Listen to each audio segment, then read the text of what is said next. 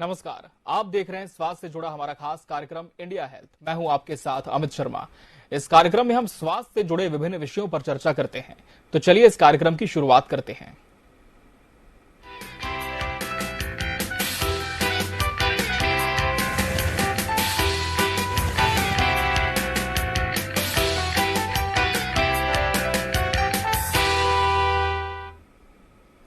India health के आज के इस एपिसोड में हम कैंसर और कीमोथेरेपी पर चर्चा करेंगे और इस चर्चा के लिए हमारे साथ स्टूडियो में मौजूद हैं हमारे आज के guest Sanjeevani CBCC cancer hospital Raipur से medical oncologist doctor Rakesh Mishra ji. Doctor Rakesh, आपका बहुत बहुत स्वागत है इस खास कार्यक्रम में। धन्यवाद। जिस तरह से सर हम लगातार देखते हैं कि कैंसर को लेकर लोगों में बहुत घबराहट होती है, इसका नाम सुनने से ही लोगों की तबीयत खराब होने लगती है। लेकिन आज हम आपसे प्रैक्टिकल तौर पर समझना चाहेंगे कि ये जो कैंसर है इसे हम किस तरह से समझ सकते हैं। क्या ये कोई बीमारी है या फिर शरीर की कोई स्थिति है?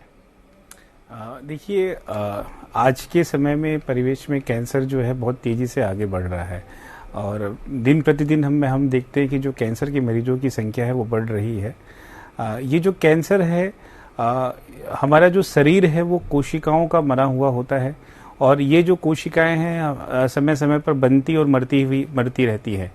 जब भी एक शरीर की जो कोशिकाएं हैं ये अनियंत्रित रूप से लगातार बनती रहती हैं और उनकी जो मरने की रफ्तार है वो कम हो जाती है, तो ये जाके एक गठान का रूप ले लेती है जिसे हम लोग ट्यूमर बोलते हैं। और यही कैंसर का एक प्रकार है। ये कैंसर जो है शरीर के किसी भी अंग में हो सकता है और किसी भी कोशिकाओं में हो सकता है। मतलब जो सिर से लेकर पैर तक ये कहीं भी कैंसर हो सकता है। बिल्कुल, तो सर से लेकर पैर तक कहीं पर भी कैंसर हो सकता है और जब कोशिकाएं कुछ ज्यादा ही बढ़ जाती है तब एक ट्यूमर का रूप ले लेती है जिसे कैंसर का नाम दिया गया है। कैंसर के लिए हम जिस तरह से लगातार देखते हैं सर कि बहुत सारे जो मरीज होते हैं वो शुरुआती तौर पर इसे पहचान नहीं पाते। क्या इसके कुछ ऐसे लक्षण देखने को मिलते हैं जिससे ये पहचान हो सके कि ये जो गठान है, ये जो ट्यूमर है, ये आगे चलकर कैंसर का रूप ले सकता है? इसके सिम्टम्स क्या होते हैं? ये सबसे जरूरी है क्योंकि कैंसर का इलाज शुरुआती स्टेज में बहुत सफल होने की उम्मीदें बहुत ज्यादा होती हैं। तो अगर हमको कैंसर को जीतना है, कैंसर को हराना है, तो हमें कैंसर को शुरुआती में ही पकड़ना पड़ेगा। अगर हम कैंसर के लक्षणों की बात करते हैं तो अगर कोई छाला है मुंह पे और वो बहुत लंबे समय तक हो रहा है, मतलब लगातार 2 हफ्तों से छाला एक ही जगह पर है मुंह में, वो कैंसर का हो सकता है कारण। अगर खाने में तकलीफ हो रही है, निगलने में तकलीफ हो रही है, आवाज में है और कभी कभी लेटरिन टाइट हो जा रही है या फिर लेटरिन के रास्ते से खून आ रहा है, ये भी कैंसर के लक्षण हो सकते हैं। महिलाओं में स्तन में अगर कोई गठान है तो ये कैंसर का लक्षण हो सकता है। अगर असमान रक्तस्राव अगर महिलाओं को हो रहा है तो वो भी कैंसर के सिम्टम्स हो सकते हैं। बच्चों में अगर कोई बुखार है जो लंबे समय तक हो रहा है, ठीक नहीं हो रहा है, या फिर गर्दन के पास में या बगल में कोई गठान आ रही है, तो वो भी कैंसर के लक्षण हो सकते हैं। अगर कोई भी ऐसे लक्षण आपको दिख रहे हैं तो आप जो कैंसर स्पेशलिस्ट डॉक्टर्स हैं उनसे कांटेक्ट कीजिए, ताकि अगर इसको समय रहते ही इसका इलाज चालू कर दिया जाएगा तो इसे पूरी तरह से ठीक किया जा सकता है। बिल्कुल, तो समय रहते आपको इसके लक्षणों की पहचान करनी है। इसके बाद एक जो विषय विशेषज्ञ है उससे आपको परामर्श लेना है ताकि समय रहते आपका इलाज हो सके। सर, आपने बहुत जरूरी बात बताई, लेकिन सबसे अहम ये भी है कि इसके होने वाले जो कारण हैं वो क्या हो सकते हैं। क्या ये अनुवांशिक भी हो सकता है या फिर अगर किसी के मेडिकल हिस्ट्री नहीं है फैमिली में उन्हें भी ये हो सकता है? कौन कौन से कारण इसके देखने को मिलते हैं? जो कैंसर होता है वो ज्यादातर केसेस पे जो हम देखते हैं आजकल ये टोबैको नशे से रिलेटेड है। तो जो टोबैको और गुटखा और सिगरेट स्मोकिंग कर रहे हैं, ये अभी के जो कैंसर है उसमें सबसे प्रमुख कारण है। लगभग 18 प्रकार के कैंसर है जो तंबाकू की वजह से हो सकते हैं। मतलब मुंह का कैंसर है, गले का कैंसर है, पेट का कैंसर है और यही नहीं, पेशाब की थैली का कैंसर भी जो है वो तंबाकू की वजह से हो सकता है। उसके अलावा जो इन्वायरमेंटल रेडिएशन है नाउअडेज वो बढ़ गए हैं, उसकी वजह से भी हमें कुछ कैंसर देखने को मिलते हैं, खासकर जैसे स्किन कैंसर है। फूड्स यूज करें उसमें प्रिजर्वेटिव्स होते हैं फूड को खराब ना होने से रोकने के लिए। इन प्रिजर्वेटिव्स की वजह से भी जो स्टमक कैंसर के चांसेस है वो बढ़ रहे हैं। हाँ, 100 में से 10 कैंसर ऐसे होते हैं जिनका आनुवांशिक रहता है, जो फैमिली में इनहेरिटेड होते हैं। उनमें से जो ब्रेस्ट और ओवरी का कैंसर होता है, इनमें ज्यादातर केसेस में फैमिली हिस्ट्री हमें देखने को मिलती है। अगर कोई ऐसा कैंसर हमको देखने को मिलता है तो हम उसमें आनुवांशिक जांच कराते हैं देखने के लिए, और अगर पेशेंट के में अगर ऐसे कोई जीन की गड़बड़ी दिखाई देती है तो हम बाकी फैमिली मेंबर्स की भी जांच करके देखते हैं कि आगे चल के उनको कैंसर होने से बचा सकें। बिल्कुल, तो जांच बहुत ज्यादा जरूरी है। और जिस तरह से सर ने कहा कि सबसे ज्यादा जो कैंसर है वो टोबैको यानी कि तंबाकू के कारण से होता है, तो इस पर आपको बहुत हद तक लगाम लगाने की जरूरत है और छोड़ दें तब तो और भी बेहतर स्थिति हो सकती है। बढ़ते आगे और बात करते हैं एक और काफी महत्वपूर्ण टर्म जिसे हम कीमोथेरेपी कहते हैं। सर, जब भी कैंसर के इलाज की बात आती है, कीमोथेरेपी, इसका जिक्र लगातार होता है। हम आपसे समझना चाहेंगे कि ये किस तरह की थेरेपी है और कैंसर के इलाज में कितनी कारगर है। कीमोथेरेपी की जो दवाइयाँ होती हैं वो स्पेशल दवाइयाँ होती हैं। लगभग आज के समय में 100 से 200 प्रकार की कीमोथेरेपी अवेलेबल हैं। ये तीनों फॉर्म में अवेलेबल होती हैं, ओरल फॉर्म, इंजेक्शन के फॉर्म में, और कभी कभी हम लोग क्रीम के रूप में भी यूज़ करते हैं। ज़्यादातर केसेस में हम इसे इंजेक्शन के फॉर्म में देते हैं। तो ये जो इंजेक्शंस होते हैं वो जैसे एंटीबायोटिक्स लगते हैं वैसे लगते हैं, और ज़्यादातर केसेस में हम इसे ग्लूकोज की बोतल में डाल के दिया जाता है। कीमोथेरेपी के बारे में जो सबसे ज़रूरी चीज़ है लोगों को ये बताना कि कीमोथेरेपी से दर्द नहीं होता है। मेरे से कई मरीज पूछते हैं कि सर क्या कीमोथेरेपी लगेगा तो दर्द होगा बॉडी में? ऐसा नहीं है। आज के समय में कीमोथेरेपी की दवाइयाँ बहुत एडवांस आ गई हैं और उनके साइड इफ़ेक्ट्स कम ना के बराबर होते हैं, और कीमोथेरेपी जब चलती है तब उस समय कोई भी दर्द मरीज को नहीं होता है। जी, क्या इसके किसी और तरह के इफेक्ट सर देखने को मिल सकते हैं? कोई दुष्परिणाम क्या इसके अभी तक देखे गए हैं? जी, कीमोथेरेपी जो होती है वो जो भी सेल्स जो हैं वो बढ़ती हैं, सेल डिवाइड करती हैं, जिनमें रिप्रोडक्शन होता है उन सेल्स को वो मारती है। और कैंसर का होने का रीजन भी यही है कि सेल्स का रिप्रोडक्शन जो है बहुत ही तेजी से होता है। तो हमारे बॉडी में कुछ ऐसी भी सेल्स होती हैं जो नॉर्मली रिप्रोडक्शन करती हैं, जैसे आपका हेयर है, आपका ब्लड है, और क्या कहते हैं आपकी जो जेनाइटल सेल्स होती हैं वो, और आपकी जो खाने के अंदर की जो पाइप की म्यूकोसा सेल्स होती हैं वो। तो इस वजह से हमें कीमोथेरेपी के कुछ साइड इफेक्ट दिखाई देते हैं, जिसमें बाल झड़ना, कभी कभी मुंह में छाले होना, या कभी कभी पतला दस्त या उल्टी होना, या कभी कभी खून का कम होना। ये सारे सिम्टम्स कीमोथेरेपी के दौरान हो सकते हैं। अगर आप किसी स्पेशलिस्ट के थ्रू कीमोथेरेपी ले रहे हैं तो वो इन सब बातों का ध्यान रखते हैं ताकि दवाइयों की मात्रा को नियंत्रित करके उन साइड इफेक्ट्स को वो रोका जा सकता है। बिल्कुल, और हमारे गेस्ट भी स्पेशलिस्ट हैं, मेडिकल ऑन्कोलॉजिस्ट हैं डॉक्टर राकेश मिश्रा जी। इनसे भी आप संपर्क कर सकते हैं। राजधानी रायपुर के संजीवनी सीबीसीसी कैंसर हॉस्पिटल में ये फिलहाल अपनी सेवाएं दे रहे हैं। डॉक्टर राकेश, जिस तरह से आपने बताया कि कीमोथेरेपी से अब दर्द नहीं होता क्योंकि अब बहुत एडवांस लेवल पर इसे किया जाने लगा है, क्या इसके बहुत सारे सेशंस मरीज को लेने पड़ते हैं या फिर ये अवस्था पर निर्भर करता है? जो कीमोथेरेपी के नंबर्स हैं ये मरीज की सिचुएशन के स्टेज पर डिपेंड करता है।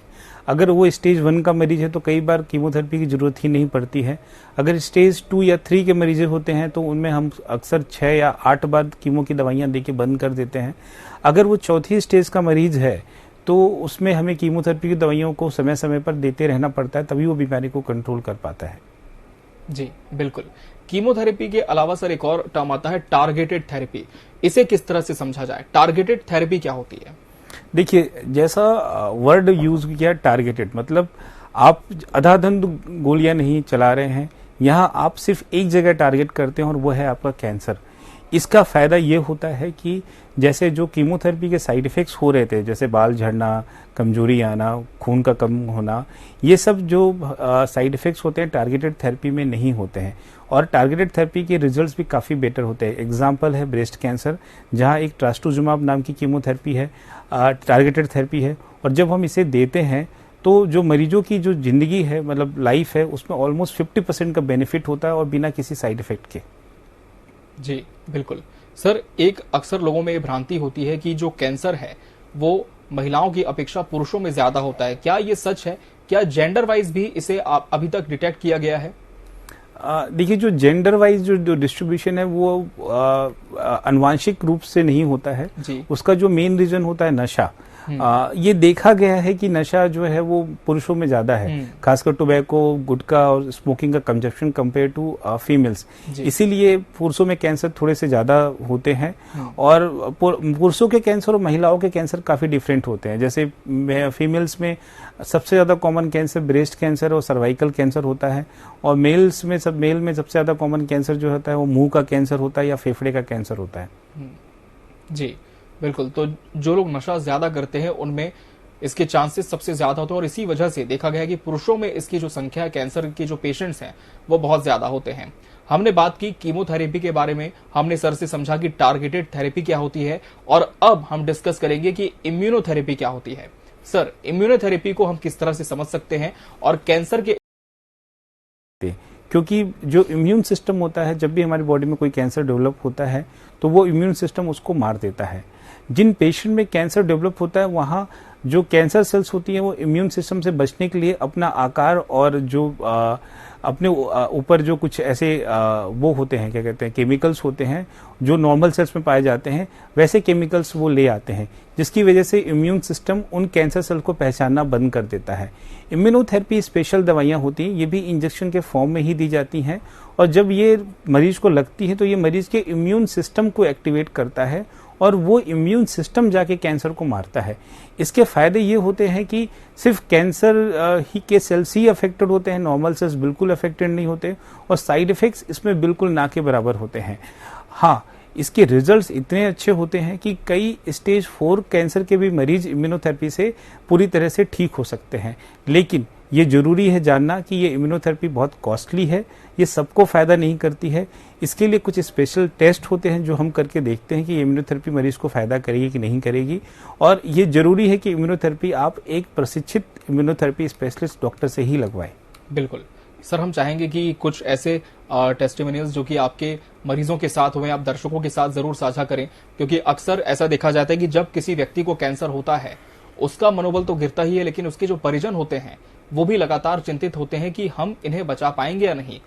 आपके सामने इस तरह की कई घटनाएं हुई होंगी, कई मरीजों का आपने इलाज किया होगा। हम चाहते हैं कि उसमें आपके अस्पताल ने जो काम किया है उसे आप दर्शकों से जरूर साझा करें। जी देखिए, हर कैंसर मरीज यूनिक होता है और हर कैंसर मरीज जो है एक दर्द से गुजरता है, और सिर्फ वो मरीज ही नहीं गुजरता है, उस मरीज के परिवार वाले भी उस दर्द से गुजरते हैं। तो जब भी हम मरीज को देखते हैं तो हम ऐसा नहीं है कि सिर्फ कैंसर को ही ट्रीट करते हैं, हमें उसकी साइकोलॉजिकल, सोशल और भी बहुत सारे पहलू होते हैं, स्पिरिचुअल पहलू होते हैं, सबको मद्देनजर रख के उसका इलाज करना होता है। और कई बार हमें किसी पेशेंट को इलाज करने से पहले उसकी फैमिली को मोटिवेट करना होता है और साथ साथ मरीज को मोटिवेट करना होता है, तब जाके हम मरीज का इलाज कर पाते हैं। कई बार ऐसी सिचुएशन होती है जहां मरीज जो है आपका नहीं ठीक हो पाते हैं, उस कंडीशन में भी मरीज को, अटेंडेंस को समझाना कि हम कैसे उनको बेस्ट टू बेस्ट दे सकते हैं। मैं आपको एक एक्सपीरियंस साझा करना चाहूँगा कि हम लोग सोचते हैं कि स्टेज 4 कैंसर के मरीज जो हैं वो ठीक नहीं होते, लेकिन ऐसे मेरे आज उपलब्ध है, हम कैंसर को हरा सकते हैं, लेकिन वो प्रॉपर सुझाव, प्रॉपर डॉक्टर की कंसल्टेशन के द्वारा ही ये पॉसिबल है। बिल्कुल, और लगातार संजीवनी सीबीसीसी कैंसर हॉस्पिटल इस तरह के मरीजों का उपचार भी कर रहा है, उन्हें एक नया जीवन दे रहा है। तो आप भी यदि इस तरह के किसी भी रोग से पीड़ित हैं, आपका कोई परिजन है जो कैंसर से जूझ रहा है, आप बिना देर किए अस्पताल में संपर्क कर सकते हैं। डॉक्टर राकेश मिश्रा जी से भी आप संपर्क कर सकते हैं, मेडिकल ऑन्कोलॉजिस्ट हैं जो इस कार्यक्रम में लगातार हमारे साथ जुड़े हैं और कैंसर संबंधित सभी जो सवाल है उसका जवाब वो लगातार दे रहे हैं। सर, अब हम आपसे जानना चाहेंगे कि कैंसर से बचाव कैसे किया जा सकता है? ये बहुत जरूरी है, क्योंकि बहुत सारी चीजें हैं जो हम कैंसर को बचा सकते हैं। जैसे नशा, अगर हम नशा छोड़ दें तो कम से कम 18 प्रकार के कैंसर है जिनको होने से बचाया जा सकता है। उसके अलावा कुछ कैंसर ऐसे होते हैं जो मोटापे की वजह से होते हैं, तो अगर रेगुलर एक्सरसाइज की जाए तो आगे चल के इन कैंसर से बचा जा सकता है। उसके अलावा जो हेल्दी डाइट है, जैसे अगर जो रेड मीट होता है अगर उसका कंजप्शन ज्यादा होगा तो उसकी वजह से कोलोन कैंसर होते हैं। इसीलिए हमारे पूर्वज कहते थे कि भाई आप हरी भरी जो साग सब्जी है हमारा उसको खाना है, फ्रूट एंड वेजिटेबल्स का जो पोर्शन है वो खाने में ज्यादा रहे, एक्सरसाइज कीजिए आप और नशे से दूर रहिए, तो आगे चल के आप कैंसर से बच सकते हैं। इसके अलावा कुछ वैक्सीन्स भी नाउअडेज आ गई हैं कैंसर को रोकने के लिए, तो अगर समय पर उस वैक्सीन को लगाया जाए तो कैंसर से बचा जा सकता है। बिल्कुल सर, इस वैक्सीन के बारे में हमने काफी सुना है, लेकिन अभी तक प्रैक्टिकल तौर पर क्या ये बहुत कारगर साबित हुई है और क्या रायपुर में इससे इलाज शुरू हो चुका है कैंसर मरीजों का? बिल्कुल। महिलाओं में जो कैंसर सबसे ज्यादा छत्तीसगढ़ में देखने को मिलता है वो है सर्वाइकल कैंसर, जिसे हम बच्चेदानी के मुंह का कैंसर बोलते हैं। और ये जो कैंसर है वो 100 में से 99 केसेस में एक HPV वायरस नाम के इन्फेक्शन की वजह से होता है। आज हमारे पास इस वायरस के लिए एक वैक्सीन अवेलेबल है जिसे हम HPV वैक्सीन बोलते हैं, और ये WHO के रिकमेंडेशन के हिसाब से अगर 9 से 13 वर्ष की आयु की बच्चियों में लगाया जाए तो आगे चल के बच्चेदानी के कैंसर से बचा जा सकता है। इसके अलावा इस वैक्सीन को शादी से पहले तक की भी लड़कियां लगा सकती हैं। हाँ, डिफरेंस इतना होता है कि जो अगर बच्चियों में लगाया जाए तो 2 डोजेस लगाने पड़ते हैं, और अगर बड़ी बच्चियों में लगाया जाए तो उनको 3 डोजेस लेने पड़ते हैं, और आगे चल के आप सर्वाइकल कैंसर से बच सकते हैं। ये वैक्सीन रायपुर में उपलब्ध है। जी बिल्कुल, और संजीवनी सीबीसीसी कैंसर हॉस्पिटल में आप संपर्क भी कर सकते हैं इसके बारे में, यदि ज्यादा आपको जानकारी लेनी है। और कैंसर के पेशेंट्स भी सर से मिलकर परामर्श भी ले सकते हैं कि आखिर किस तरह से इस कैंसर से आप बच सकते हैं। अगर 3rd 4th स्टेज तक का कैंसर भी जा चुका है तो भी बचाव संभव है। जी हाँ, जिस तरह से सर ने कहा कि तब भी बहुत प्रोबेबिलिटी होती है, पॉसिबिलिटी होती है कि जो पेशेंट है वो बच सकता है। सर, एक हेल्दी लाइफस्टाइल और संतुलित खान पान कितना जरूरी हो जाता है कैंसर मरीजों के लिए? जो कैंसर के मरीज होते हैं उनके लिए भी हेल्दी डाइट लेना बहुत इंपॉर्टेंट होता है, क्योंकि जब दवाइयाँ चलती होती हैं तो भूख थोड़ी कम हो जाती है, उसकी वजह से वजन भी कम होता है। और दूसरी चीज़, अगर डाइट का सहारा अच्छे से रहेगा तो दवाइयों को एक बूस्टअप मिलता है, इम्यूनिटी डेवलप होती है और स्ट्रांग होती है, और आगे चल के वो कैंसर से लड़ने में वो उनको हेल्प मिलती है। जी सर, हमारे इस कार्यक्रम का नाम इंडिया हेल्थ हमने रखा है ताकि जो भारतीय हैं वो अपने हेल्थ के प्रति, स्वास्थ्य के प्रति जागरूक हों। लेकिन वहीं अगर हम कैंसर के आंकड़ों की बात करें तो आज जो हमारा इंडिया है, जो भारत है, वो किस पायदान पर खड़ा है? क्या पिछले 5 सालों में जो संख्या है वो बढ़ी है ये मरीजों की, या फिर इसमें कुछ कमी देखने को मिली है अभी तक? भारत में जो कैंसर के जो मरीज हैं वो विश्व में की तुलना में थोड़े से कम है। इसके लिए सबसे जरूरी है हमारा जो हेल्दी डाइट है। अगर आप देखेंगे तो जो हम लोग शुरू से ही दाल और या जो हमारी विभिन्न सब्जियां होती हैं उन्हें हम मसालों के रूप में हल्दी का यूज करते हैं, अदरक का यूज करते हैं, तो ये जो सारी चीजें होती हैं वो नेचुरल एंटीऑक्सीडेंट्स होते हैं। तो अगर हम ओवरऑल इंसिडेंस की बात करते हैं वर्ल्ड के कंपैरिजन में, तो इंडिया में वो जो इंसिडेंसेस हैं वो कम है। लेकिन वहीं दूसरी तरफ जो ये नशे हैं, ये नशा जैसे गुटखा है, ये वर्ल्ड में कहीं नहीं चलता। ये सिर्फ आपको हमारे इंडिया में ज्यादा देखने को मिलता है। इवन छत्तीसगढ़ में ये गुटखा काफी ज्यादा फेमस है, बहुत लोग यूज करते हैं, बहुत कम उम्र से बच्चे इसको चालू कर देते हैं। तो इसकी वजह से कुछ अलग प्रकार के कैंसर है जो हमारे इंडिया में ज्यादा देखने को मिल रहे हैं। जी बिल्कुल सर, ऐसा भी कहा जाता है कि कैंसर अगर एक बार ठीक हो जाता है तो कुछ साल बाद ये पलट कर आता है, रिपीट होता है। क्या कुछ केसेस में ऐसा देखा भी गया है? ऐसा जरूरी नहीं है कि अगर कैंसर ठीक हो गया है तो वापस आएगा ही आएगा। हाँ, कैंसर में वापस आने की एक चांसेस होते हैं, और इसीलिए हम कैंसर के मरीजों को हमेशा रेगुलर चेकअप में रखते हैं। समय समय पर चेकअप किया जाता है। पहला, बीमारी अगर आ रही है वापस तो उसको समय पर पकड़ना ताकि इलाज पॉसिबल हो, और दूसरा जो इलाज होते हैं उनका शरीर पर कुछ असर होता है दूरगामी, जैसे मरीजों की प्रजनन क्षमता है, उनके हार्ट की फंक्शन है, तो इन सब चीज़ों को भी समय समय पर चेकअप करना जरूरी होता है ताकि मरीज की जो लाइफ है, अगर वो कैंसर से ठीक हो गया है तो वो नॉर्मल लाइफ को जी सके। बिल्कुल, फॉलो अप लेना बहुत ज्यादा जरूरी है। सर, ये जो दवाइयां होती हैं, अगर एक बार पेशेंट पूरी तरह से ठीक हो गया, क्या इसके बाद भी कुछ प्रिकॉशनरीज डोज उन्हें समय पर लेनी होती है?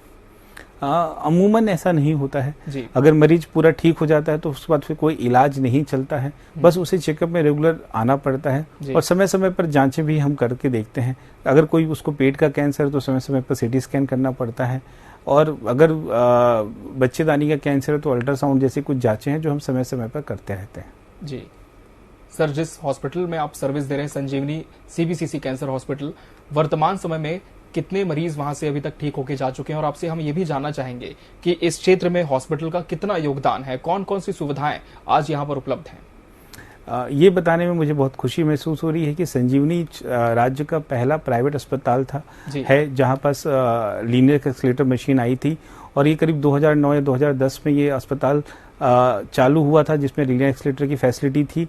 और अभी उसी क्रम में हमारे पास लीनियर एक्सीलरेटर जैसे एडवांस रेडिएशन मशीन है, उसके अलावा पेट सिटी स्कैन की मशीन है जिससे हम कैंसर को कहीं भी जांच कर सकते हैं। इसी क्षेत्र में हमारे पास रोबोटिक कैंसर सर्जरी की मशीन है। ऐसे कई जो कठिन सर्जरियां हैं जिन्हें हम रोबोटिक के द्वारा आसान पूर्वक कर सकते हैं। उसके अलावा हमारे पास क्या कहते हैं आपका रेडियो आयोडीन थेरेपी जैसे थायराइड कैंसर के लिए वो भी अवेलेबल है। उसके अलावा टारगेटेड थेरेपी और इम्यूनोथेरेपी की फैसिलिटी भी संजीवनी कैंसर अस्पताल में अवेलेबल है। संजीवनी कैंसर अस्पताल विगत 13 से 14 वर्षों में कम से कम 50-60 हजार मरीजों का इलाज हम लोगों ने किया है, जिसमें से करीब 5 या 6,000 मरीज ऐसे हैं जो आज भी एक नॉर्मल जीवन जी रहे हैं।